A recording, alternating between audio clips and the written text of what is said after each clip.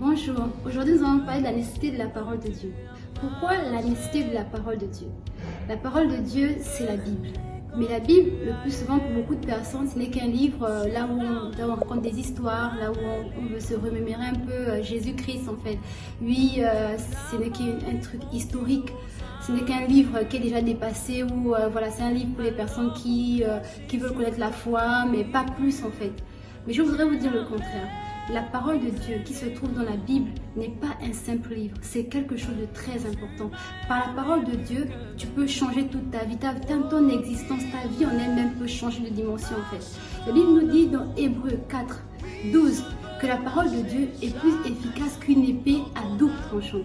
Une épée à double tranchant, c'est une épée qui peut couper les deux côtés. La parole de Dieu, elle vient pour te corriger. Quand tu agis mal, elle vient pour te montrer aussi son amour en fait. De la même manière que Dieu, par la parole de Dieu, a démontré son amour, a démontré qu'il est un Dieu d'amour, c'est là qu'il peut en fait intervenir dans ta vie.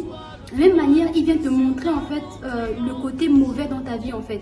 Quand tu agis mal, il vient te guider, te dit que le chemin que tu es en train de prendre c'est mauvais. Il y a une chose que j'ai pu remarquer dans la parole de Dieu, c'est que tout ce que la Bible nous interdit de faire est toujours en rapport avec nous.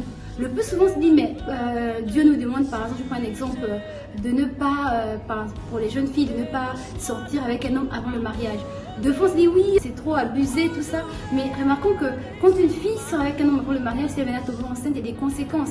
Et qu'est-ce que sa vie en fait peut prendre un coup en fait, et elle peut nuire à toute sa vie à cause d'une grossesse. Donc la Bible, quand elle veut nous dire, quand elle nous interdit certaines choses, c'est toujours pour notre bien, c'est jamais pour le bien de Dieu en fait, parce que Dieu dans sa parole, toutes les recommandations qu'il donne, toutes les interdictions qu'il donne, c'est pour nous aider en fait à pouvoir avoir une vie glorieuse en fait, une vie là où on n'est pas dans le regret, dans l'amertume, dans les dépressions. Le plus souvent quand on a vécu une vie hors de la parole de Dieu, en faisant ce que l'on veut, en vivant d'une manière légère ou comme de manière dont on aurait voulu vivre, on se rendra compte que même si pour le moment on a une certaine joie que la vie nous procure, mais plus tard on serait dans les formes de dépression, d'angoisse, de difficultés qui seraient perpétuées en fait.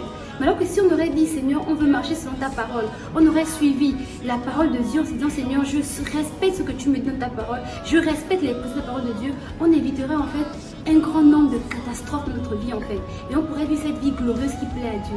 Donc c'est juste pour dire en quelques mots que la parole de Dieu qui se trouve dans la Bible est une parole efficace. C'est celle-là qui vient te changer et qui vient t'emmener dans le plan d'amour de Dieu pour ta vie. Peu importe ton âge, la parole de Dieu te concerne. Elle est pour ta vie. Elle est pour ta destinée. Elle t'emmènera toujours à une dimension que Dieu attend de toi. Merci de m'avoir écouté. Bonjour, Charles.